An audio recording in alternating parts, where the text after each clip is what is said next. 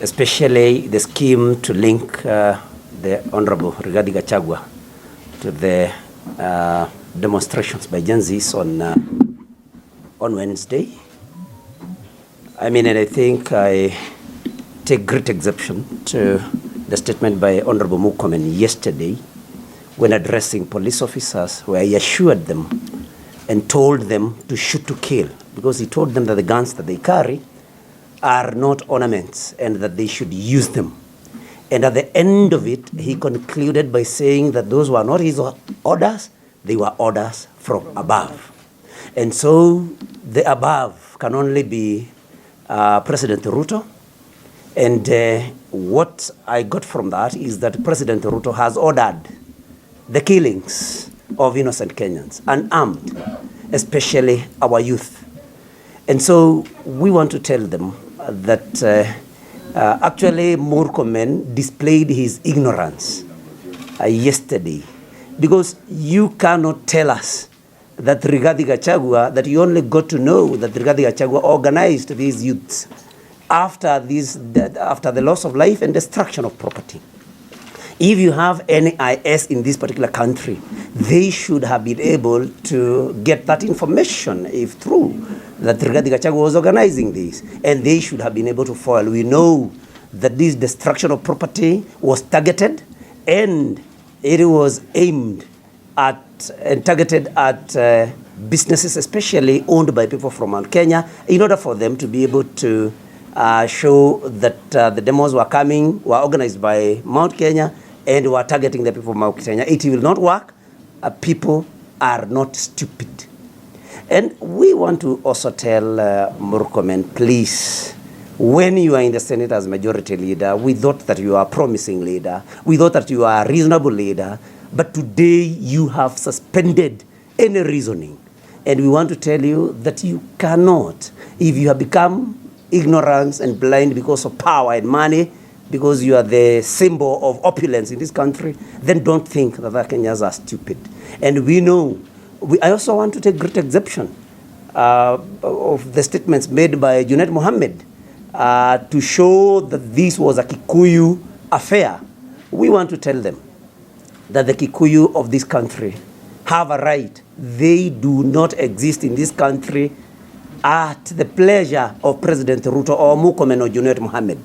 They are there by right. And for them to trivialize demonstrations that were happening countrywide and portray it as a Kikuyu affair, it was unfortunate. And Junet Mohammed is another person that is very disappointing. And we want to tell Junet, by the way, and ODM, you know, if you take away somebody's husband, you do not have to keep, demonizing the first wife.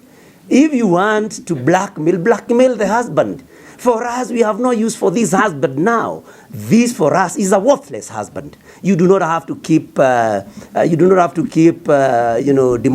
Rigathi Gachagua about your new husband. You have taken him. We have no use for him. Please enjoy your illegitimate relationship with your husband. We have no use for that husband. And please let our people be. Let Kenyans be. Address the issues affecting the youth. The youth of this country are asking for jobs. The youth of this country are protesting against the killing of their colleagues. The youth of this country want to be sure that education will be available and accessible to all, regardless of the ability, the financial ability of your parents. These are the issues. Address them. Please give our youth the right to be. And we want to also remind President Ruto that the killings that have happened, the youths that have been killed, nobody was born before 2022 when you were elected as president. These people were living in this country. We want to remind you that the cabinet may serve at your pleasure. Your appointees may serve at your pleasure. But we want to tell you, President Ruto, we do not exist in this country at your pleasure. We are here by right. And we are not going to allow you to take away this right for us to live in this country. You just became president the other day. You have to let us continue living the way we are living. Thank you very much. Strange claim by the majority leader to claim that the former deputy president, Rigathi Gachagua, had planned to kill his parents on Wednesday. I would wonder if there is any fool left in this country to believe such lies. They blamed Rigathi Gachagua on so many things, resulting from the demonstrations on Wednesday. I also wondered, and one would ask, is it Rigathi Gachagua who sent goons to come and overturn the flower pots in the city of Nairobi? Is it Rigathi Gachagua who sent goons in Githurai to come and break into Cooperative Bank, Githurai branch, looting it? Is it Gachagua who sent goons, as they claim, from Mount Kenya to come and break into Kasmat supermarket in Githurai? Is it Rigathi Gachagua who sent goons from Mount Kenya, as they claim, also to break into another branch of Kasmat supermarket, right at the roundabout of Githurai roundabout, at Githurai roundabout? They took 5 hours. Goons took 5 hours to break into that supermarket on a broad daylight. They had luxury of time. And I believe, because the deployment of security was done selectively, I believe police officers were told to keep off in Githurai so that the goons can have the luxury of time to root and to break into those supermarkets. Was Rigathi Gachagua all over the whole country, where the demonstrations took place? If it is Rigathi Gachagua who had directed this, then he must be very strong. If he has this capacity, he must be very influential,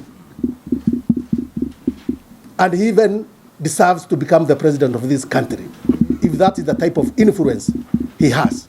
Thank you. I represent Kipipiri, Nyandarua County. The debate in Parliament yesterday is highly regrettable. A debate that was selective to speak on damage, looting, and such, clearly indicating property is much more valuable than the lives of the people. What the debate was targeting is to show that some people want power through the back door. I want to say this hour, no one is interested to take power through the back door. This government will be removed constitutionally, and that is clear. They are counting their days and they know the date of election.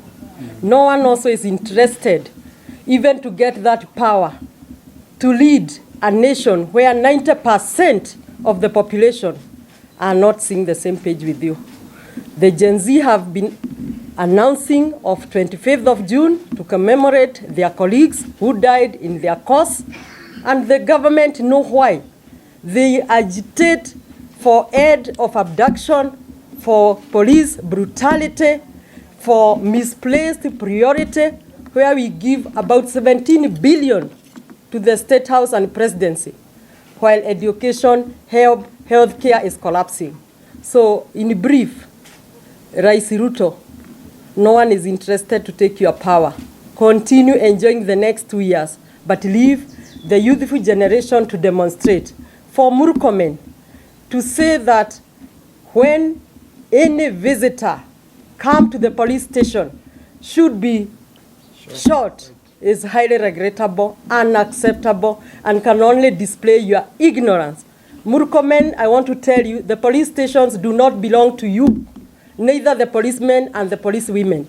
You are just a minister of interior who should even resign for misleading the president.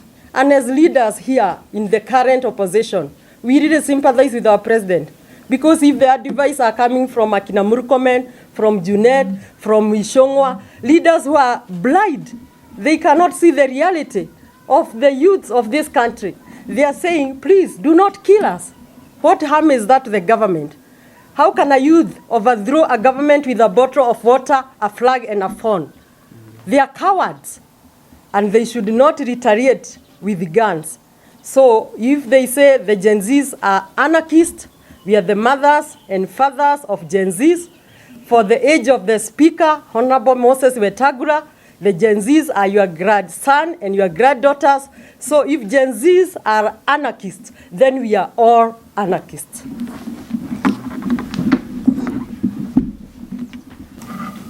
Kama minority leader amesema, hivyo ndivyo tumeona ya kwamba kuna kujaribu kutoka kwa mlengo ama siasa ile inaendelea. Hii ni maneno mzito sana, mahali watoto wameuawa na sio sasa. Hii maandamano imekuwa, uharibifu unakuwa, a lot of it. Alafu viongozi wakiongea wanataka kupuuza, waanze kusema ni kabila hii ndio ilifanya, duka za hawa ndio ilifanyika. Lakini tunajua tangu rais aingie kwa ofisi, ile vitu yote alikuwa ameahidi hawa watoto wetu. Na ujue mimi nilikuwa kwa hiyo kampeni yake. Alikuwa anawaahidi, anawaambia tunajua muko na certificate, muko na madiploma, muko na madegree na hamna kazi. Sasa alipoingia hiyo maneno akawachilia, akaanza misafara tena ya kupanda kwa juu ya ngari, anaanza kuandanganya tena. Hawa watoto wengi wao wako na shida ya kulipa masomo. Wanajua wazazi wao wanateseka. Lakini ndege iko juu, wakipeleka pesa hapa, mamilioni hapa, mamilioni hapa. Hii demonstration ilikuwa imetangazwa hapo awali. Watoto walisema tutatokea ili tuende kumon ama ukumbusho wa wale wetu waliuawa. Kwa hivyo ni kitu watu walijua. Kwa hivyo kwanza kusema ni hawa walipanga, ni hawa walileta pesa, ni hawa na hawa, tunajua hiyo ni uongo, wanataka kutupuuza kama Wakenya. Rais wetu miaka yote anasemanga wajinga waliisha Kenya hii. Lakini alipopata hiyo kiti ama alipopaa hapo ushukani, ameona kama Wakenya tena wamekuwa wakumbafu. It is not possible. Tumeona, we have been there. Niwaambia mimi nilikuwa kwa kampeni yake. Hata ilifika mahali nikamuuliza Your Excellency, kwa sababu utachaguliwa na vile umeahidi hawa watoto wako na imani kubwa sana na wewe, hebu niambie uko na mipango gani kwao? Mimi mwenyewe Jane Kihara tukiketi hivyo nilimuuliza, kasema we Jane, we wacha hao tutawapanga.